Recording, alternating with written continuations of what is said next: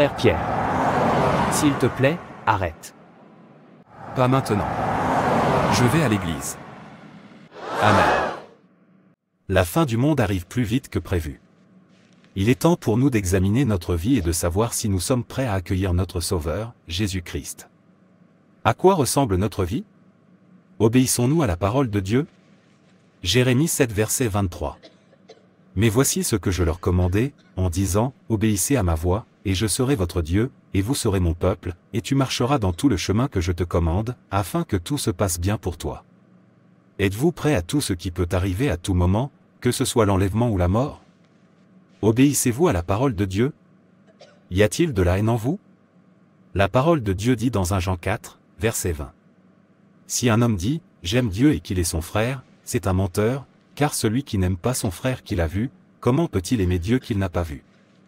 Je vous donne un commandement nouveau, aimez-vous les uns les autres, comme je vous ai aimé, aimez-vous aussi les uns les autres.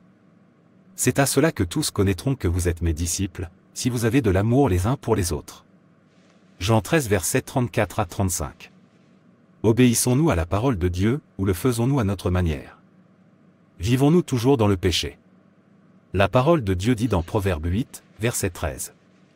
La crainte de l'Éternel, c'est haïr le mal, et l'orgueil, l'arrogance, la mauvaise voix et la bouche rebelle. La crainte de Dieu est-elle en vous, ou aimez-vous toujours le monde et ses modèles? Le monde de Dieu dit dans Romains 12 versets 1 à 3. Je vous exhorte donc, frères, par les compassions de Dieu, à offrir vos corps comme un sacrifice vivant, saint et agréable à Dieu, ce qui sera de votre part un culte raisonnable. Et ne vous conformez pas à ce monde, mais soyez transformés par le renouvellement de votre esprit, afin que vous puissiez prouver quelle est cette volonté bonne, acceptable et parfaite de Dieu. Obéissez-vous à la parole de Dieu? C'est une question à laquelle chacun d'entre nous devrait répondre. Peu importe la fréquence à laquelle vous êtes dans l'Église ou le sérieux avec lequel vous prenez l'œuvre de Dieu, si vous vivez dans le péché, vous irez en enfer. Ézéchiel 18, verset 20. L'âme qui pêche, elle mourra. Dieu, s'il te plaît, aie pitié de moi. Ne me permettez pas de courir cette course en vain. Il est temps de nous examiner. Car si nous nous jugions nous-mêmes, nous ne serions pas jugés. 1 Corinthiens 11, verset 31. Pourquoi ne pas dire cela? Sonde-moi, Dieu, et connais mon cœur, testez-moi et connaissez mes pensées anxieuses. Regarde s'il y a en moi une voie offensante, et conduis-moi dans la voie éternelle. Psaume 139, versets 23 à 24. Devons-nous prier?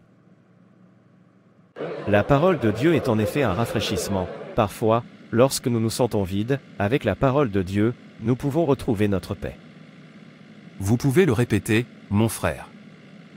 Frère Peter, voyez votre frère aîné. Je l'ai déjà vu. Le soleil le réchauffe tellement et il suit le même chemin que nous. Arrêtez-vous et transportez-le. Dieu interdit les mauvaises choses. Au lieu de permettre à ce méchant frère de monter dans ma voiture, je préfère conduire dans toute la ville jusqu'à ce que la voiture tombe en panne, puis la garer et savoir qu'elle ne peut plus bouger. Quoi? Est-ce que tu le détestes à ce point? Tu sais ce qu'il m'a fait? Il fut un temps où j'ai couru vers lui pour lui demander de l'aide, puis je n'avais rien et j'avais tellement faim, alors je suis allé dans son magasin pour lui demander juste $50 pour manger. Mon frère m'a accompagné hors de son magasin et m'a averti de ne plus jamais le déranger. Ce jour-là, j'ai failli m'évanouir. Sans un étranger qui m'a donné $20 à manger, je serais mort de faim, alors que j'ai un frère qui a tout ce qu'il faut pour m'aider. Voyez-vous maintenant la raison pour laquelle je ne laisserai jamais rien de moi lui parvenir? Jamais. Je suis surpris d'entendre cela. Il a l'air si doux. Je n'arrive pas à croire qu'il puisse faire une chose pareille, le considérant comme si innocent. Non, il ne peut pas faire quelque chose comme ça parce que son prénom est Angèle et son deuxième nom est Angèle, même ses troisième et quatrième noms sont Ange, mais n'oubliez pas qu'il y a aussi des anges déchus. Je comprends qu'il t'a vraiment blessé, mais c'était du passé. Abandonnez le passé. S'il vous plaît, ne me dites pas cela, car aussi longtemps que je serai concerné, je n'oublierai jamais ce que ce méchant frère m'a fait, et je veillerai à ce qu'il paie cher ce qu'il m'a fait. Pierre. Assez, je ne veux pas parler de lui. En fait, le voir seul m'énerve beaucoup car il me rappelle ce qu'il m'a fait. Viens parler de lui. Vas-y doucement, Pierre, afin de ne pas te détruire, ni détruire les autres, à cause de la haine. En tant qu'enfants de Dieu, nous n'avons pas le droit de haïr. Pas dans ce cas, s'il vous plaît. En fait, comme vous devez le savoir, je le déteste tellement. Je déteste tout chez lui, et il n'y a rien que quiconque puisse dire ou faire qui me fasse changer d'avis, alors ne me parlez plus jamais de lui ou ne me prêchez plus jamais. Je ne dis pas que ce qu'il vous a fait est bien, mais le haïr ne vous aidera pas, ni lui ni vous. Vous souvenez-vous de ce que notre pasteur a prêché aujourd'hui? Plus de temps pour un comportement mondain. Oh non, oh non. Vous savez quoi? Descendez de ma voiture. J'ai essayé pour toi. Peter, tu me demandes de descendre de ta voiture? Je déteste me répéter, Paul. Descendez de ma voiture. D'accord, pas de problème. La prochaine fois, occupe-toi de tes affaires. Je ne peux pas croire que Peter me demandera de sortir de sa voiture simplement parce que je lui demande d'arrêter de détester son frère. Qu'est-ce qui fait de lui un chrétien s'il peut haïr à ce point ses semblables? Le jour du jugement sera vraiment terrible. Je prie pour qu'il ne vive pas pour regretter son acte. Pour lui, entendre tout ce qu'il m'a fait et avoir toujours l'esprit de le défendre signifie que lui aussi est une personne tout aussi méchante. Quelqu'un qui m'a accompagné hors de son magasin, sans se soucier de savoir si je vais mourir ou non, sait très bien que je n'ai rien à faire. Absurdité. Oh non, je n'oublierai jamais ce jour-là, et je traiterai avec lui jusqu'à ce qu'il se déteste d'avoir rendu mon cœur amer, il va le payer. J'ai fait une erreur, j'aurais dû le renverser et le paralyser. Bonjour James, où vas-tu? Frère Peter, Dieu merci, je vous ai rencontré. J'appelais ton frère, mais son numéro n'est pas joignable. Aide-moi à lui dire que j'ai besoin qu'il vienne me fournir des marchandises. J'attendrai dans sa boutique. Je souhaite les envoyer à mon client, qui en est en demande. Dis-lui de ne pas me faire attendre. Pourquoi ne pas vous rendre à la boutique de Monsieur Andrew pour obtenir ce que vous désirez? Il a tout et vend aussi des originaux. Je vous conseille de vous y rendre puisque vous l'envoyez à votre client. Mais ton frère vend les mêmes marchandises. Je veux acheter chez lui parce qu'il m'a supplié de le fréquenter afin qu'il puisse avoir de l'argent pour manger. Il se plaint d'un mauvais marché. Allez-y si vous voulez, s'il vend des produits originaux, je ne vous aurais pas dirigé ailleurs. Sauf si vous voulez que votre entreprise soit ruinée, alors vous pouvez vous adresser à lui. Non, en fait, j'envoie la marchandise à mon gros client. Maintenant vous comprenez de quoi je parle. Merci beaucoup. Je vous en prie. Je vais y aller maintenant. Je pense que je devrais réfléchir à ce que Peter a dit. J'envoie les marchandises à mon gros client et je ne veux pas perdre ce client à cause d'un produit contrefait. Peut-être que lorsque je voudrais acheter ceux que j'utiliserai moi-même, j'irai alors vers lui. Oui, c'est ce que je ferai. Je n'ai pas commencé à traiter avec lui, dans cette vie, c'est moi et lui. Frère, ta maison va bien. Vous avez vraiment fait du bon travail ici. Tu vois, je n'ai pas le temps. Dis ce que tu veux dire. J'ai beaucoup de choses à faire. Aucun problème, je ne vous ferai pas perdre votre temps. S'il vous plaît, je veux que vous veniez déplacer vos affaires de votre chambre dans notre maison familiale vers votre maison principale. Vous savez, il n'y a que 2 pièces là-bas, et comme vous n'utilisez plus la pièce, il n'est pas nécessaire de la verrouiller. Videz la pièce pour que je puisse au moins avoir les 2 chambres car je prévois de me marier. Alors tu as quitté ton travail pour venir me dire de mettre à ta disposition ma chambre dans la maison de notre père. Oui s'il vous plaît. Puisque vous avez votre propre maison maintenant, je peux au moins utiliser la pièce pour que ma femme se sente à l'aise lorsque je l'amènerai. Je vois que tu ne connais pas ta gauche et ta droite pour m'avoir dit de venir vider ma chambre dans la maison de mon père, pour toi juste parce que tu veux te marier et que j'ai une maison. Qu'est-ce qui vous empêche d'avoir votre propre maison? N'es-tu pas un homme comme moi? Écoutez vos informations. J'utilise toujours cette chambre, même si j'ai 10 pièces ici, j'ai toujours besoin de cette pièce, alors enlevez vos yeux de là, et si votre propre chambre ne peut pas vous contenir, vous et votre femme, allez construire votre propre maison. J'ai fini de parler. Peux-tu quitter ma maison? Je veux me reposer. Peter, je ne sais pas ce que j'ai fait pour que tu me détestes autant. Vous et moi savons que vous n'avez pas besoin de cette chambre, vous n'y êtes pas venu depuis plus de 3 ans, vous avez fini de construire votre propre maison, tu le verrouilles simplement pour que je ne m'en serve pas. Je sais que tu me détestes, mais ça ne devrait pas aller aussi loin. Rappelez-vous, je suis votre frère. Alors tu sais que tu es mon frère. Tu te souviens que j'étais ton frère le jour où tu m'as montré tant de méchanceté dans ta boutique il y a 10 ans? Vous m'avez renvoyé de votre magasin et m'avez laissé mourir de faim. Ne saviez-vous pas que nous étions frères à ce moment-là, ou vous souvenez-vous simplement que nous étions frères? Écoute, tu vas souffrir de m'avoir presque fait mourir ce jour-là, c'est une promesse. Ne m'as-tu pas fait plus que ça? Tu me détestais et tu détestais tout de moi, tu ne m'as jamais permis de sentir quoi que ce soit de toi. Que voulez-vous de plus? Sortez de chez moi maintenant avant que j'appelle la police et arrêtez de me montrer votre visage parce que c'est ennuyeux. Maintenant, levez-vous et sortez. C'est bon, j'y vais. N'oubliez pas que Dieu vous surveille. De la même manière qu'il vous regardait il y a 10 ans. Avez-vous entendu que le même Dieu t'a observé il y a 10 ans, quand tu as manifesté tant de méchanceté contre moi? Oh non. Laissez-moi venir là-bas et découvrir que vous utilisez cette pièce, alors vous saurez quel genre de personne je suis. Méchant frère. Il m'a fait souffrir et il souffrira pour m'avoir fait souffrir. En fait, laissez-moi aller vérifier s'il a déjà commencé à utiliser cette pièce. Je ne lui fais pas confiance. J'aimerais juste qu'il m'essaie. Laisse-moi lui dire de quoi je suis fait. N'est-ce pas Peter qui marche avec tellement d'agacement, et je viens de voir son frère sortir de chez lui il y a quelques minutes avec de la tristesse sur le visage. J'espère qu'il ne se batte plus. Mais pourquoi Pierre déteste-t-il autant son frère? Ne savait-il pas que c'est un péché de haïr nos semblables? Peut-être que je devrais lui parler pour qu'il sache qu'il est en danger d'en faire. Dieu merci, il me connaît très bien, il sait comment c'était entre lui et moi, alors laissez-le essayer d'ouvrir cette pièce et de voir la partie qu'il n'a jamais vue auparavant en moi. Frère Peter, bon matin. Bonjour, Larry. J'ai vu ton frère sortir de chez toi, très triste. J'espère qu'il n'y a pas de problème. Qu'est-ce qui me regarde s'il est triste ou pas? S'il le souhaite, qu'il se pende. Je m'en fiche, après tout, il ne mérite pas d'être heureux. C'est un homme méchant et je ne pourrai jamais oublier sa méchanceté envers moi. Ne me dis pas que tu es toujours aussi méchant avec ton frère. Je pensais que maintenant tu aurais dû laisser l'amour de Dieu gouverner sur toi. Pas pour lui, et n'utilisez pas le mot méchant car méchant est un euphémisme. Je le déteste et je ferai en sorte qu'il souffre pour tout ce qu'il m'a fait il y a 10 ans.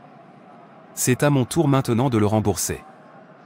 Frère Peter, l'offense fait naturellement partie des interactions humaines. Les gens nous feront du mal, intentionnellement ou non.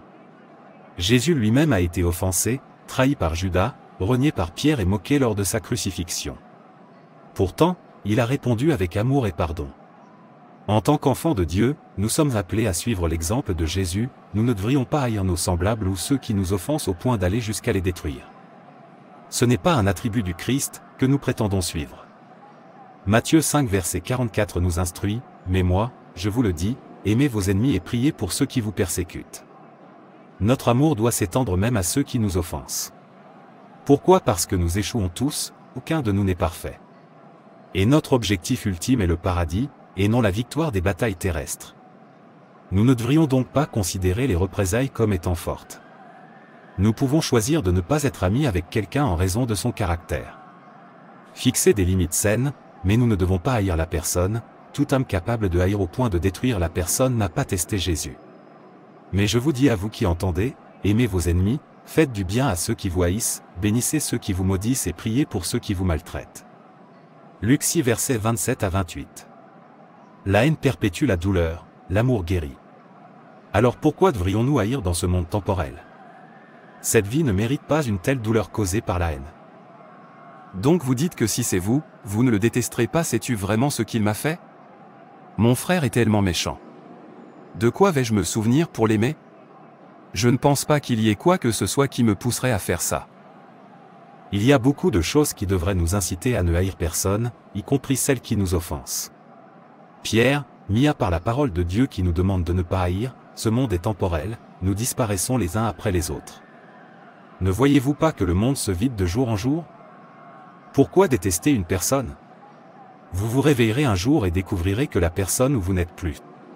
Alors vous regretterez pourquoi vous avez détesté cette personne, Peu importe la façon dont vous prétendez détester cette personne, vous la manquerez secrètement et vous vous en souviendrez, puis les coupables de ce que vous lui avez fait commenceront à vous traquer. Notre monde évolue à toute vitesse. Il n'y a pas de temps pour haïr, pas de temps pour être jaloux et pas de temps pour riposter. Pas le temps de se battre et de se traîner. Pas le temps de garder rancune.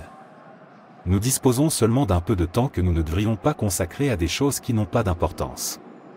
C'est ce dont nous devons nous souvenir et nous calmer lorsque nous avons envie de riposter. L'idée de nous réveiller un jour et de découvrir que la personne où vous n'êtes plus devrait nous paralyser, alors au lieu de riposter, nous nous retenons.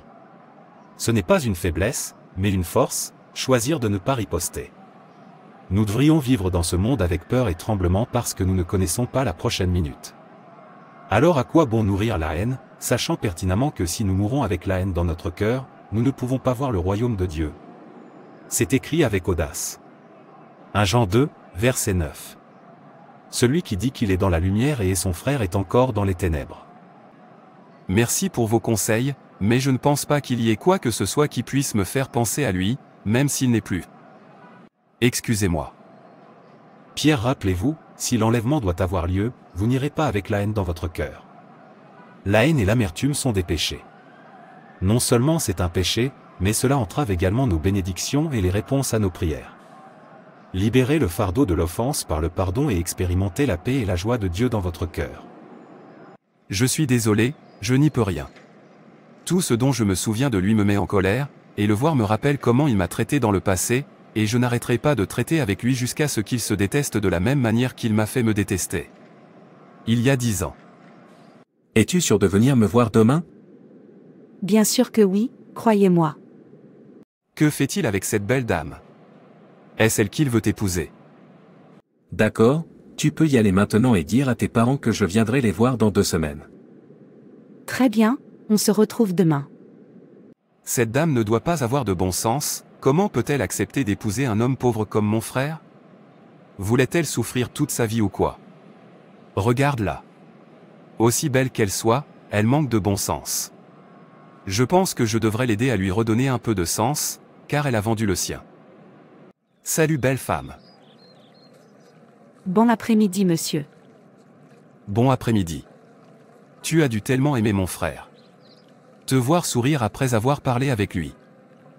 Oui monsieur, je l'aime. Vous n'avez pas besoin de dire cela, je le vois partout sur vous, mais le problème est, savez-vous vraiment dans quoi vous vous engagez pour éviter de regretter plus tard? Monsieur, je ne vous comprends pas.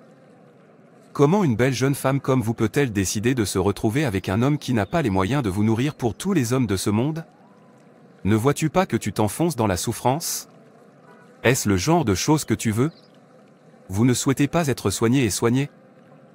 Monsieur, je l'aime. Cela règle tout. Aucun problème, je veux juste vous donner un petit conseil. Puisque l'amour est ce que vous mangerez, pas de problème. Allez-y et mangez de l'amour. C'est toi qui pleuras. La même chose que mon ami m'a dit. À bien y penser, pourra-t-il bien me nourrir après l'avoir épousé? Même si je l'aimais, je ne veux pas souffrir dans le mariage. Qu'est-ce que l'amour sans argent, comme disait son frère? Ce n'est que le début, le moment où j'en aurai fini avec lui, il détestera le fait d'être venu dans ce monde. Bonjour mon amour, je ne t'ai pas vu hier, comme convenu. J'espère qu'il n'y a pas de problème. Pas de problème, juste que j'étais très occupée. Très bien, j'espère que tu as dit à tes parents que je venais. Je voulais vous dire ceci avant votre appel, je ne pense pas que le mariage tiendra, mes parents sont contre et je ne veux pas leur désobéir. Mais pourquoi? Je pensais qu'ils nous avaient donné leur approbation. Pourquoi ont-ils soudainement changé d'avis? Que se passe-t-il? Je suis désolée, ils ont changé d'avis. Nous avons parcouru un long chemin et j'ai dit à tout le monde que nous nous installions. Ne peux-tu pas essayer de leur parler pour savoir quel est le problème? J'ai essayé de leur parler pour savoir pourquoi, mais ils refusent de me dire quoi que ce soit. Je pense que nous devrions annuler le mariage. Très bien. De quel genre de monde s'agit-il? Pourquoi est-ce que tout est contre moi? Chaque fois que je pense avoir trouvé mon chemin, tout se disperse. Que ai-je fait pour mériter toute cette douleur?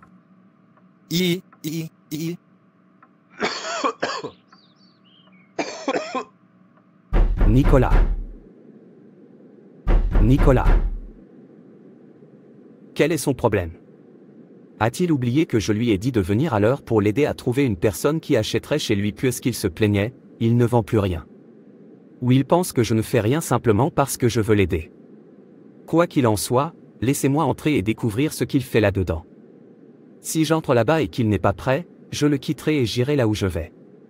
Laissez-le se débrouiller car je ne lui répondrai plus. Nicolas. Nicolas. Où est-il? Quelqu'un tousse, je pense qu'il est dans sa chambre.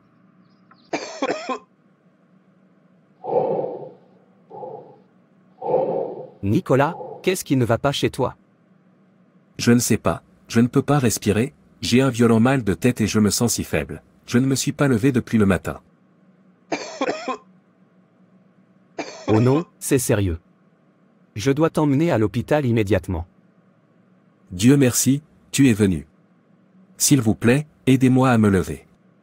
Je ne peux pas supporter. Qui est là? S'il vous plaît, entrez, la porte est ouverte. Frère Pierre. Qu'est-ce que c'est? Pourquoi as-tu fait irruption dans ma maison comme ça?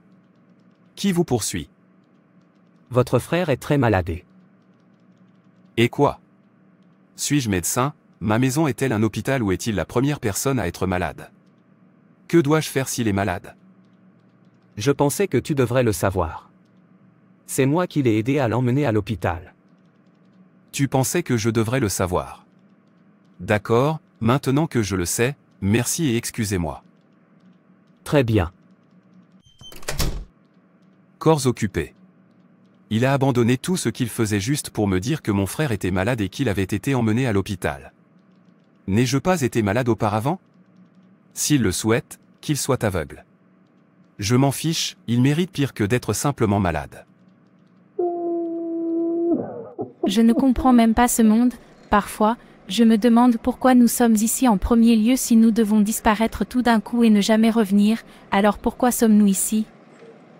Ce qui s'est passé? Pourquoi pleures-tu? La grâce. Nicolas, ton frère, est mort. Que veux-tu dire par Nicolas? Mon frère est mort. Mon frère que je viens de voir hier en fait, il n'y a pas longtemps qu'on m'a dit qu'il était malade, comment peut-il mourir? Est-ce ainsi que mourir? Je revenais de l'hôpital où il a été admis. Je suis allée le voir quand j'ai appris qu'il était malade. Avant que je puisse y arriver, il était déjà parti. C'est un mensonge. Dis-moi que ce n'est pas vrai. Dis-moi que tu plaisantes. Mon frère ne peut pas mourir comme ça, je l'ai vu hier. Vous pouvez vous rendre à l'hôpital et le confirmer vous-même. Oh non, ça veut dire que je ne le reverrai plus? Docteur, mon frère a été amené ici tôt aujourd'hui et je veux le voir.